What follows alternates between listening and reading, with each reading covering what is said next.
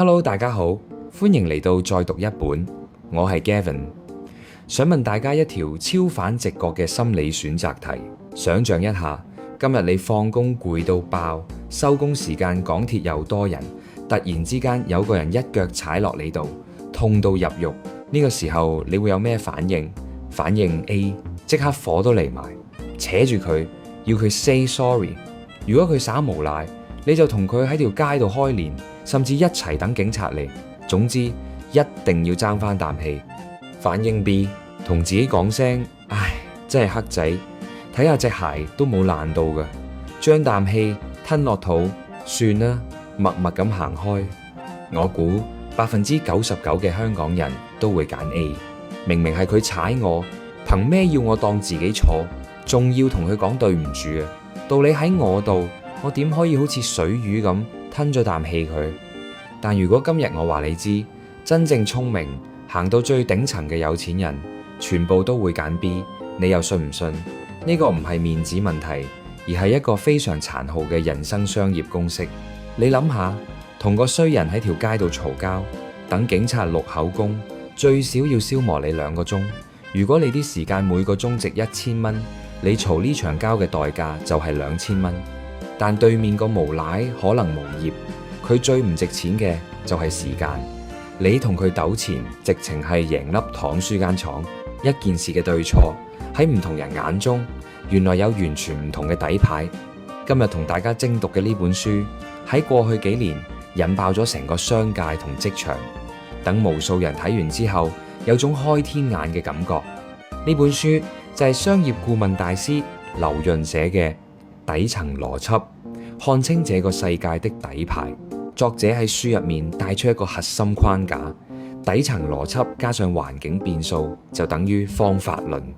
好多人喺社會度打滾，日日去揾啲最新嘅賺錢乾貨或者成功捷徑，呢啲其實只係因應一時一樣嘅方法論。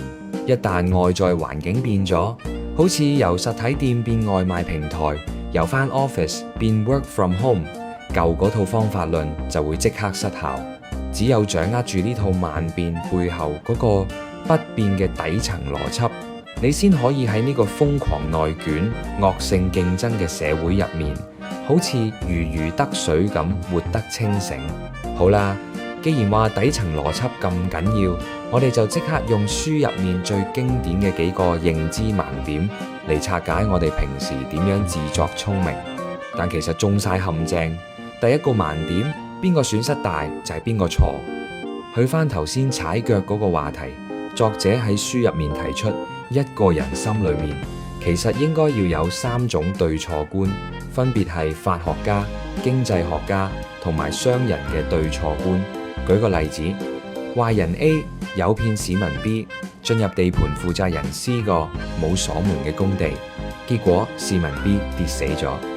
法學家會話呢個當然係壞人 A 嘅錯，蓄意謀殺。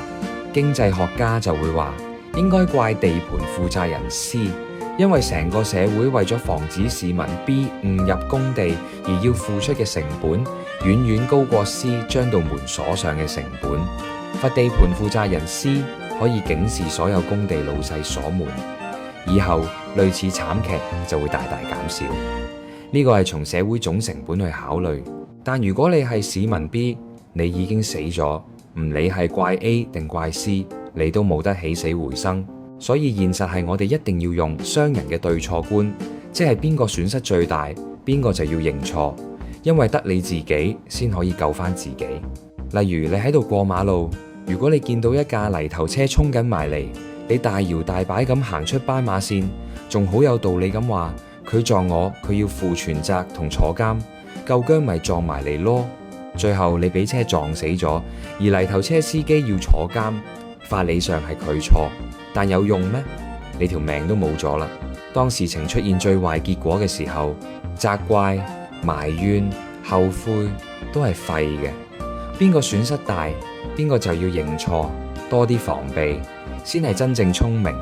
第二個盲點，你俾人注射式洗腦，你仲幫佢揾藉口。平時你有冇聽過一啲咁嘅問題？點解我哋公司啲產品明明全港最好，啲客都係唔識貨，唔嚟買。又例如，點解依家啲後生仔一啲大志都冇，嘢都未做完，夠鐘就即刻閃人？聽落好似好有深度，令人忍唔住即刻想分析下原因。咪住先，劉潤喺書度一針見血咁指出，為什麼加上觀點呢個句式，其實係一支好危險嘅洗腦注射器。當你開始動腦去諗點解嘅時候，你嘅注意力已經俾人轉移咗去揾原因，而完全冇質疑過後面個觀點到底係咪事實。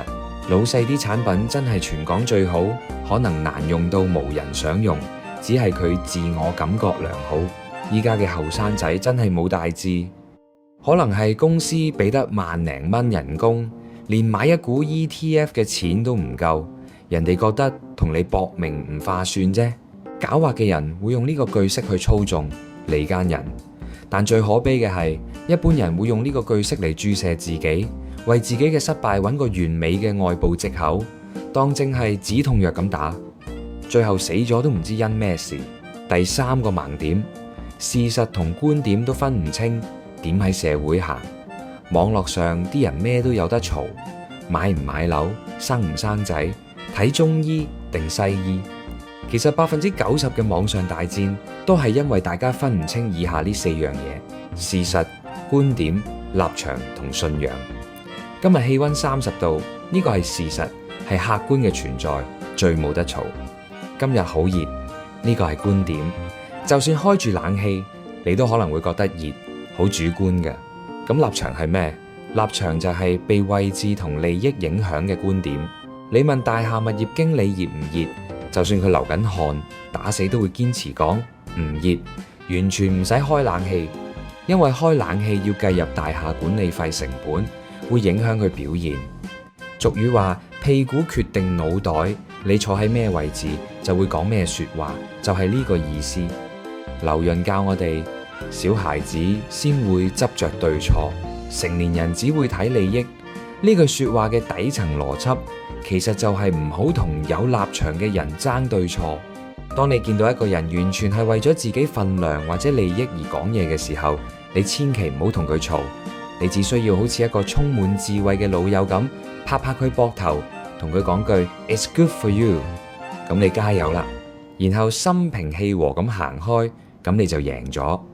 好啦，聽完呢3個盲點，你可能會問，咁到底全書最精髓，對普通人理財同做決策影響最深嘅靈魂理論係咩啊？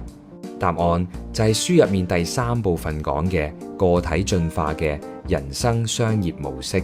作者劉潤身為商業顧問，喺書裏面寫咗一條好出名嘅公式，將能力乘以效率再乘以槓桿，等於人生商業模式。好多香港人日日身窮，話自己返工做到隻狗咁，但點解賺埋都唔夠交租供樓？答案好簡單，因為你過去幾十年淨係識得靠出賣自己嘅能力，而冇去諗過效率同槓桿。首先講能力，能力嘅核心係獲得能力嘅能力。講白啲，喺唔同情景中快速掌握新知識、適應變化同持續成長嘅能力。好似作者以前喺微軟做工程師，人哋一日正常工作8個鐘，但佢一日做16個鐘，甚至拎個睡袋喺 office 瞓覺，天光俾清潔阿姐踢醒就起床繼續做。呢種咁瘋狂嘅勤力，配合高效嘅反饋機制，令佢用2年時間就賺到人哋5年嘅經驗。問題嚟啦，就算你能力勁到世一，但你一日都只係得24小時，你出賣勞力嘅邊際交付時間係好高嘅。例如一個好勁嘅高級髮型師，幫一個客剪頭髮要1個鐘，你一日唔飲唔食，最多剪到24個，你嘅收入已到頂。咁點樣打破天花板？你就要靠效率同槓桿。效率係指你點樣用17分鐘去慳翻17個鐘，即係做選擇。你要分清事情嘅緩急輕重，將時間花喺最能夠創造10倍價值嘅核心事情上。而最緊要、最能令普通人暴富嘅係槓桿。好多人以為槓桿就係去銀行借錢買樓或者炒股票開孖展，但書入面講嘅槓桿層次高好多。作者歸納出4種最強大嘅個體槓桿、團隊槓桿、產品槓桿、資本槓桿同埋影響力槓桿。我哋一個個嚟拆解。先講第一種團隊槓桿。大家有冇聽過麥肯錫 （McKinsey & Company） 呢間公司？佢係全球最 top 嘅商業諮詢公司，香港都有分公司，負責幫啲財閥大企業做商業軍師，幫佢哋出謀獻策。你諗下呢行幾咁依賴個人能力？如果你係個普通諮詢顧問，你一日得24個鐘，就算你幾天才，咪最多都係1對1幫1-2個老細開會。咁點樣做大？點樣開到成個世界都係分公司？但麥肯錫就係一套超完美嘅團隊槓桿，做到全球年收入高達100億美金。佢哋背後有一套底層邏輯。首先，麥肯錫嘅創辦人同頂層合夥人唔會日日自己衝去見客，佢哋做咗一樣嘢，將過去幾十年幫幾千間大企業做諮詢嘅所有成功同失敗經驗，全部寫晒落一個標準嘅內部知識庫，仲設計出好似 MECE 法則、7步分析法呢啲公式化嘅商業方法論。呢個知識庫同方法論就係佢哋嘅堅實支點。有咗呢個支點之後，佢哋每年就去哈佛商學院、史丹福大學，用高薪招募一大批絕頂聰明、年紀輕輕嘅商學院畢業生。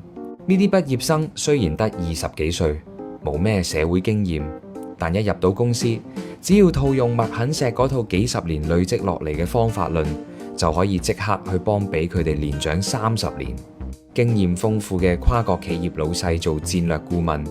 你諗下，麥肯錫係用緊呢大批高材生嘅時間去複製、去放大頂層合夥人嘅專業能力，用人哋嘅時間幫自己賺錢。呢個就係最基礎嘅團隊槓桿。聽完團隊槓桿，你可能覺得呢個要開大公司先做到架鍋，咁普通人有冇可能做到邊際交付、時間為零，自己唔使做都有錢入袋？有，咁你就要學第二種槓桿，產品槓桿。我哋再推前歷史嚟睇，喺15世紀嘅歐洲，當時未有印刷術，一本書係點樣生出嚟嘅？係靠班專業嘅謄寫師逐隻字用手抄出嚟嘅。一個謄寫師唔飲唔食唔放假，一年頂多抄到一本聖經。所以喺當時，得最頂層嘅皇室同有錢人先買得起書。直到1450年，有個叫谷登堡嘅德國人發明咗活字印刷廠，成個世界嘅底層邏輯即刻變晒。印刷術一出，印刷機一開，一印就幾萬本。最恐怖嘅係，谷登堡印第一本聖經同印第1萬本聖經，佢所需要付出嘅個人時間係完全冇增加過嘅，邊際交付時間瞬間變咗做0。點解世界500強入面賣產品嘅公司永遠多過賣服務嘅公司？因為只有將自己嘅能力產品化，你先可以徹底解放你嘅時間，擁有無限嘅發展空間。好似你今日睇緊我呢條影片，我錄一次1萬個人睇同8萬個人睇，我付出嘅時間都係一樣。呢個就係產品槓桿。各位香港嘅投資者，或者諗緊出嚟創業嘅手足，我哋平時買美股、買磚頭、收租，甚至自己出嚟開間鋪頭，你一定要好好參透呢兩樣嘢：產品化同槓桿。如果你永遠淨係識得用自己嘅雙手，用自己嘅1對1時間去幫人換人工，你做得幾攰都好，你永遠都只係底層勞動者。真正嘅高手係會好似巴菲特或者呢本書嘅作者咁，先建立一個好強大嘅個人能力內核，然後利用影響力槓桿吸引大批信徒，再用資本槓桿買斷人哋生產力，去瘋狂複製同放大自己。當你成功將自己嘅邊際交付時間降到0嘅時候，你就等於手握一把利刃，行入咗冪律分布嘅彎刀市場。喺呢個市場入面，中間平庸嘅人會全部俾人推落底層，而頭部嘅人就會吞噬成個市場，獲得幾10倍甚至8倍嘅指數級增長，一躍成為最頂層嘅大贏家。講咗咁多商業公式、賺錢思維，唔知大家聽完會唔會覺得成個人好似俾部壓路機剪過咁，覺得呢個社會好功利、好殘酷？如果呢本書淨係教人點樣算計利益、點樣揾人揾錢做槓桿，咁佢充其量只係一本二流嘅成功學工具書。但呢本書最打動我嘅地方係作者去到最後，將所有功利嘅商業世界升華到去一個人嘅內心修行同人生哲學。劉潤喺書最後分享，做人最緊要心態高過雲端，姿態埋入地底。好多香港人喺職場或者生意上最容易犯嘅錯就係倒轉嚟做，心態低入地底，日日同人計較嗰幾百蚊，計較同事放多你一日假，計較面子，但姿態就高過雲端，講兩句就火都嚟，少少委屈都受唔住。真正睇清咗底層邏輯嘅人，佢哋嘅思維係完全開放，永遠唔會死循環。